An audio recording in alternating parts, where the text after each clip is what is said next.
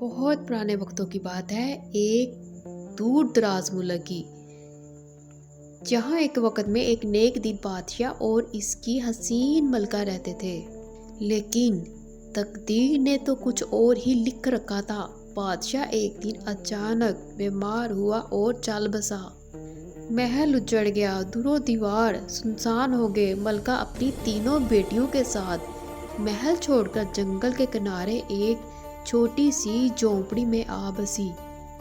وقت گزرتا گیا، بیٹیاں جوان ہوئیں، اپنے گزر و بسر کے لیے ایک سبزی کا باغ لگا بیٹھی، جہاں سرخ رسیلے ٹماٹر سرخ گلابوں کی طرح کھل اٹھتے تھے۔ ملکہ اور اس کی بیٹیاں انہی ٹماٹروں کو بیچ کر زندگی چلاتی تھی۔ مگر ایک دن صبح جب بڑی بیٹی باغ میں گئی تو اس نے دیکھا آدھا باغ اجڑ چکا ہے، ٹماٹر غائب تھے، زمین پر ایک دیو کے پاؤں کے نشان تھے۔ بیٹی حیران رہ گئی، ماں کو خبر دی تو ملکہ نے کہا، بیٹی آج رات تم پہرا دینا، دیکھو یہ چور کون ہے۔ رات آئی، چاند بادلوں میں چھپ گیا۔ بڑی بیٹی ایک موٹے کمبل میں لپٹ کر باغ کے کونے میں جا بیٹھی۔ ہوا سسکیاں لے رہی تھی، اچانک زمین ہلنے لگی، درختوں کے پتے کانپنے لگے اور دھوئیں میں سے ایک بہت بڑا دیو نمودار ہوا۔ اس کے ہاتھ میں ایک تھیلا تھا، وہ سیدھا ٹماٹروں کی طرف بڑھا۔ لڑکی نے ہمت کر کے کہا، اے اجنبی، یہ ٹماٹر میری ماں کے ہیں، کیوں چرا رہے ہو؟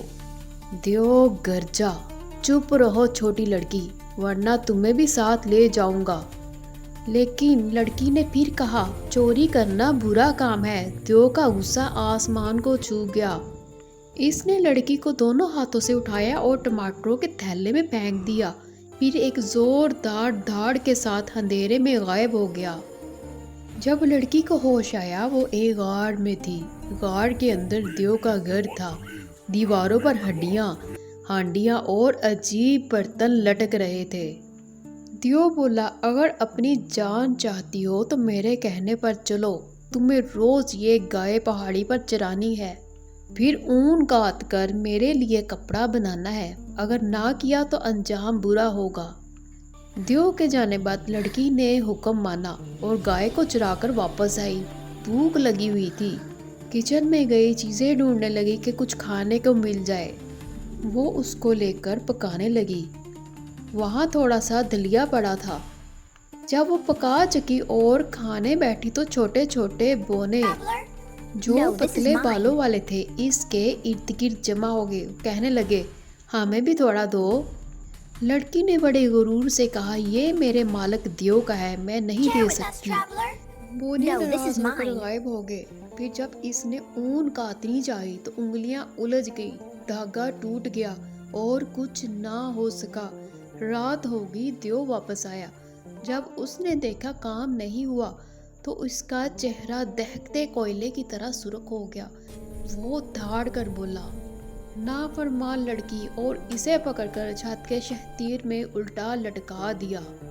ادھر جھونپڑی میں ملکہ اور باقی بیٹیاں اس کی راہ تکتی رہیں۔ پھر اگلی رات درمیانی بیٹی نے پہرا دینے کا فیصلہ کیا، لیکن انجام اس سے بھی برا ہوا۔ اور پھر سب سے چھوٹی بیٹی، وہی جس کی آنکھوں میں معصومیت اور دل میں ہمت تھی، جب اس نے دیو کا سامنا کیا تو اس نے کہا، میں تجھ سے نہیں ڈرتی، مگر میرے ٹماٹر کیوں چراتا ہے؟ دیو نے پہلی بار اس کی بات سنی اور بولا، میں وہ دیو ہوں جس پر ایک جادو کا پہرا ہے، جب تک انسان کے اگائے ہوئے ٹماٹر نہ کھاؤں میرا غصہ نہیں ٹوٹتا۔ چھوٹی بیٹی نے چالاکی سے کہا، تو اگر میں تجھے جادو سے آزاد کر دوں تو کیا تو ہمیں چھوڑ دے گا؟ دیو نے وعدہ کیا۔ لڑکی نے ماں کی دعا اور اپنی نیکی سے ایک جادوئی دعا پڑھی اور دیو کی زنجیریں پگھل گئیں۔